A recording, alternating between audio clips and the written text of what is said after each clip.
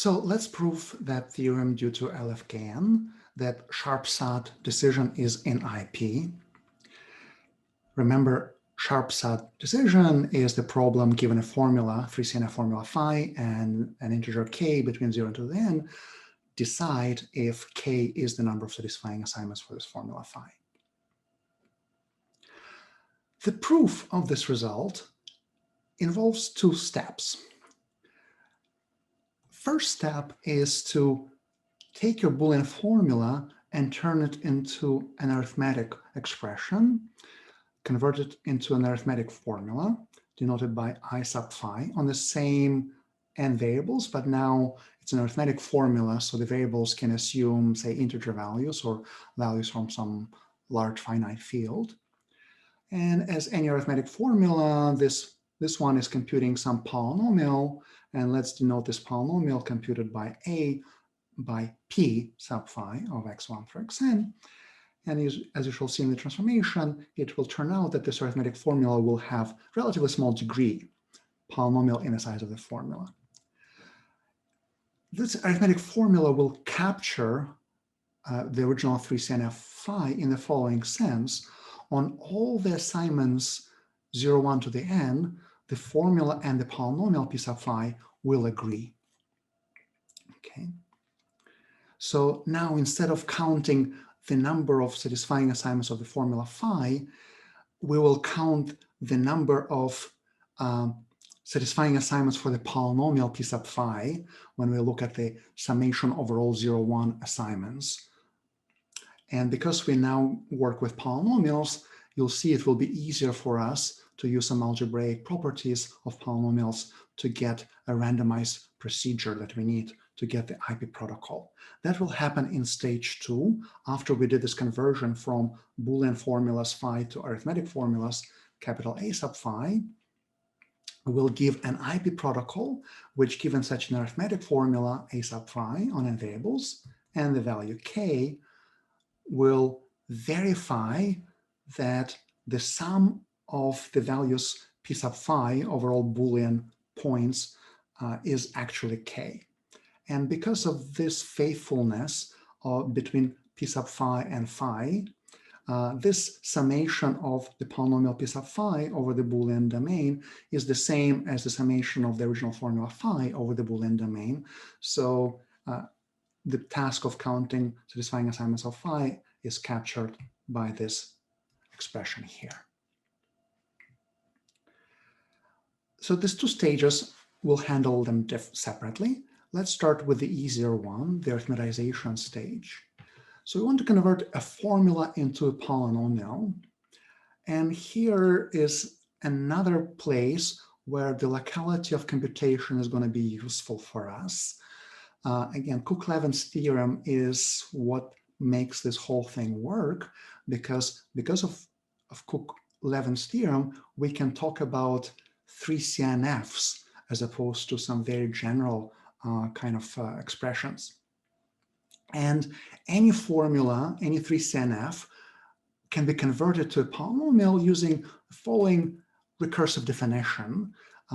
You construct the polynomial formula for formula phi by induction. A constant 0 can be mapped to polynomial 0, constant 1 to polynomial 1. A variable x is mapped to a polynomial x. You can see that this is faithful over all the Boolean domain, over all points in the Boolean domain. The polynomial p sub phi and the formula phi given by this transformation agree with each other. And then once you have the base case, inductively you say, well, if you want to construct a polynomial expression for the formula not psi, then just construct the polynomial p sub psi for formula psi, and then construct a new polynomial as 1 minus p sub psi. Negation of the variable is 1 minus the variable. Negation of the formula is 1 minus the polynomial for the formula. For the conjunction of two formulas, psi1 and psi2, convert each one to a polynomial expression, arithmetic formula, and then just multiply the resulting two formulas.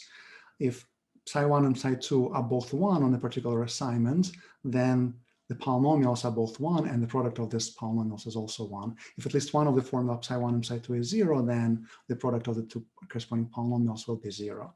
So far so good. For the OR, you transform the OR of psi1 and or psi2 into this longer expression. It seems very strange until you realize that we can use De Morgan's laws and write psi1 or psi2 as double negation of psi1 or psi2, and then by applying appropriate negation laws, you can write this as a negation of the expression, the conjunction of not psi1 and not psi2, and then you can use this rule and this rule to get the desired expression written here.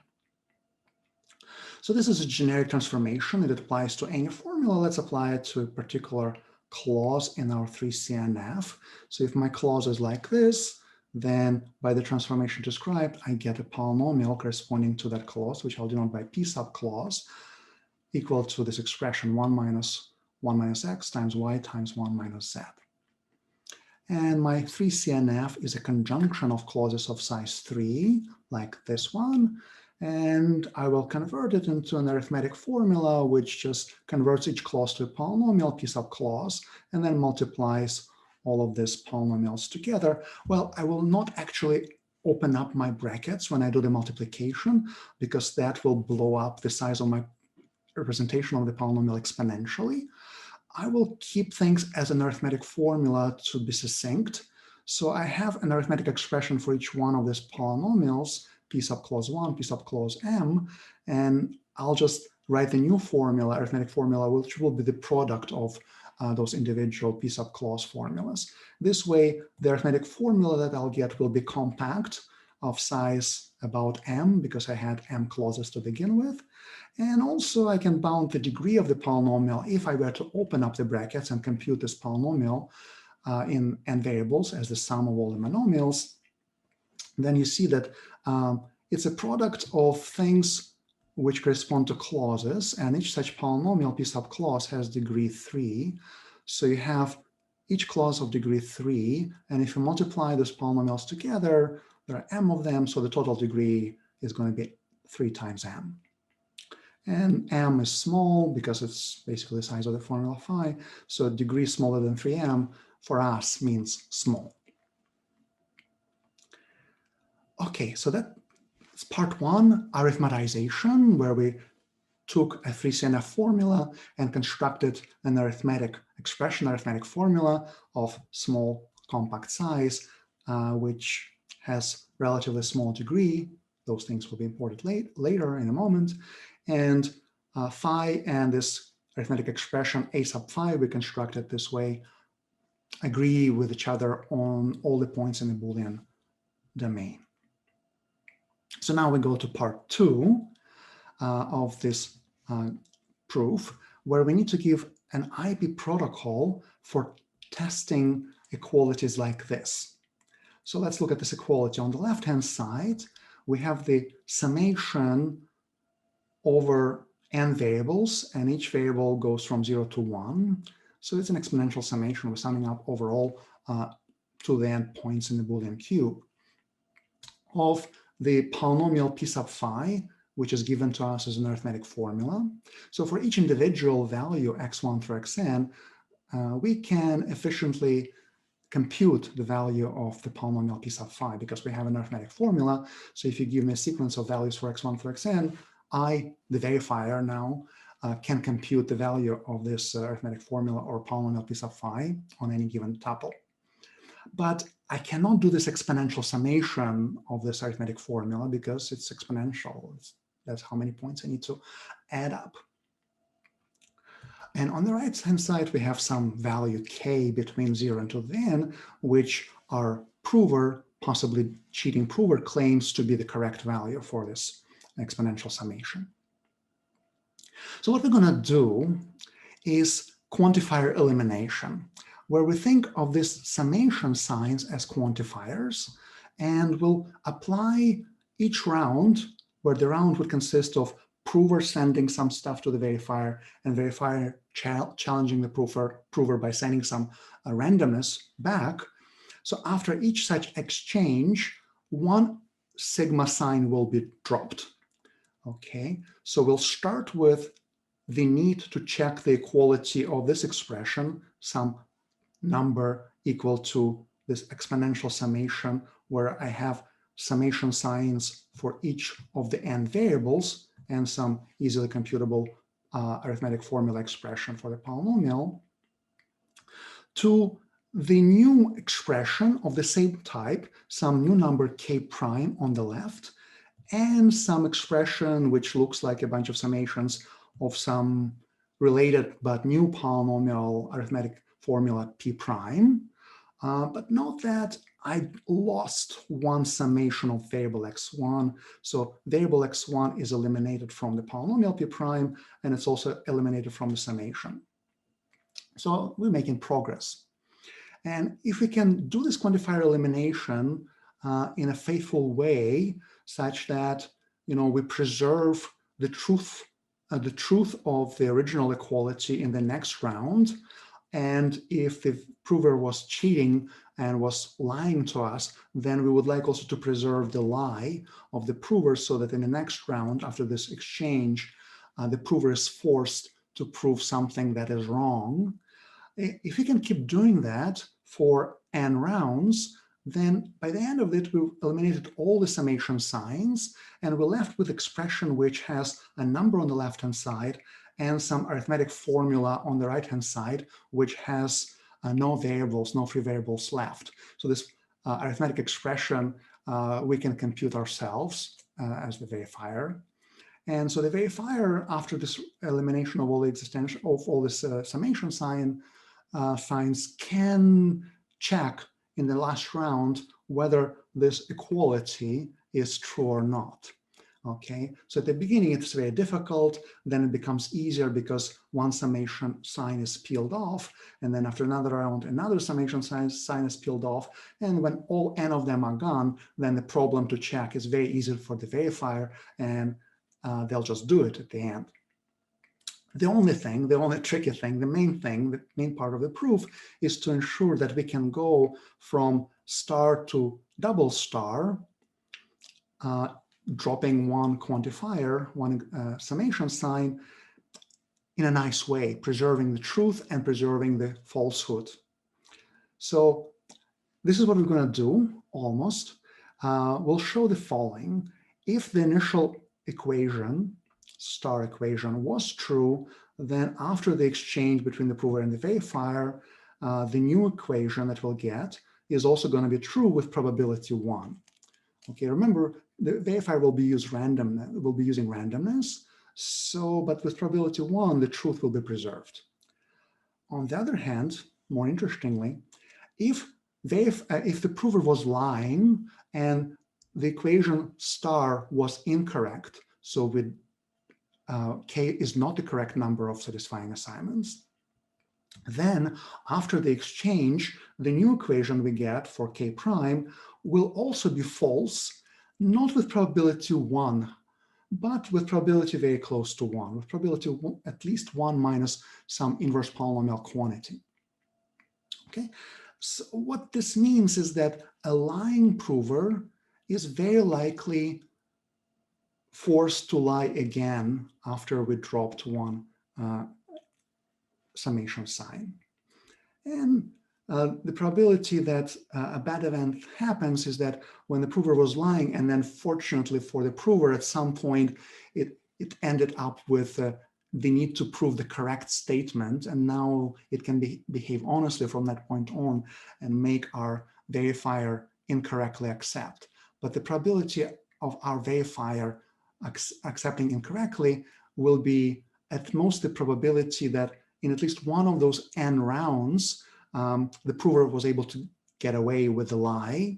And the probability that it gets away with the lie is only something like 1 over polynomial in n small. And by the union bound, the probability that in at least one of the n rounds, the prover will get away with a lie is at most the number of rounds times the probability that in each round, in a particular round, the prover gets away with his lying. And that happens with probability n times 1 over poly n, and it's going to be negligibly small. Okay, so once we argue that this one round works and satisfies these two conditions, we'll be done, because then just repeat it for n rounds and use the union bound and do the analysis. So let me focus on just a single round. First thing we're going to do is define the special polynomial in one variable, q of x1, which is the polynomial we obtain from this exponential summation, where you drop the summation over x1, but keep summing over x2 through xn, and now x1 is your free variable.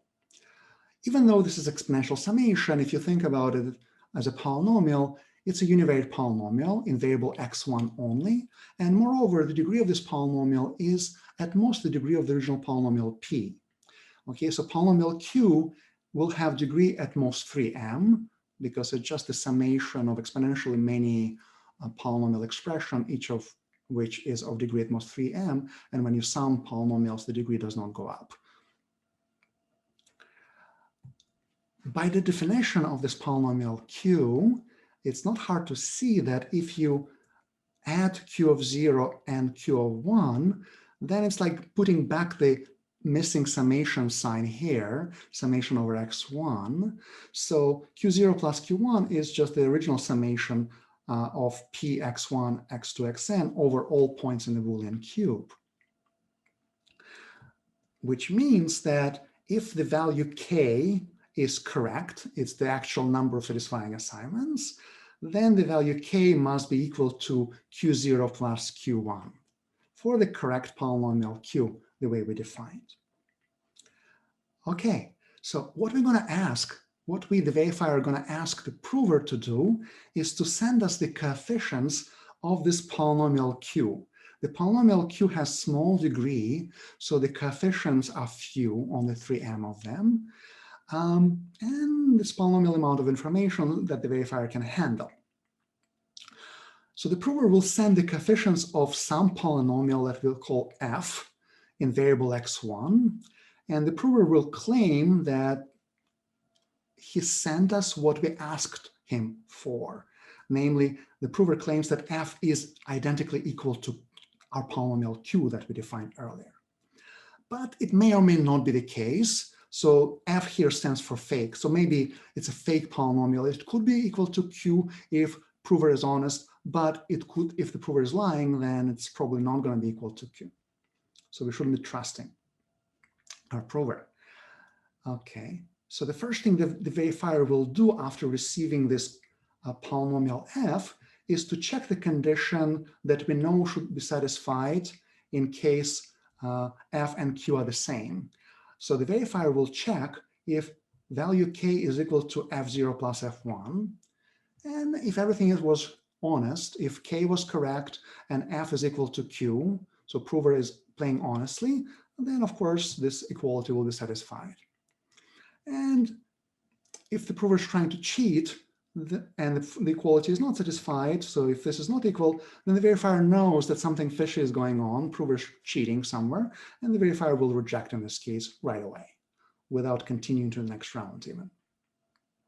So the prover doesn't want to be caught cheating, so it will try to send some polynomial f such that it will pass this sum check condition. Note that suppose that the prover was wrong, was lying, and the value k is incorrect.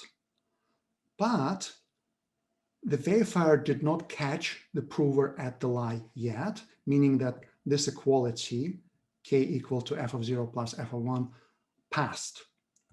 Okay, so k is incorrect, but k is equal to f of 0 plus f of 1. What does it mean?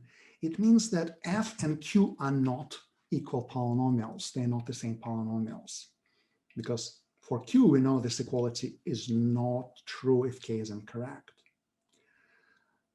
So what we're going to do now to get to the next round problem is define k prime to be the value of the polynomial f that we got from the prover, evaluated at a random point r in the range between 1 and 2 to the n. And the new polynomial p prime on variables x2 through xn only will be defined as the original polynomial p, where the first variable is frozen to be this random value, random integer r. This is, by the way, where these arithmetic formulas are useful to us, because if we had been working with Boolean formulas, we could not replace a Boolean variable with a random integer. But because we have arithmetic formula now, we can replace a variable x1 with a random large integer r.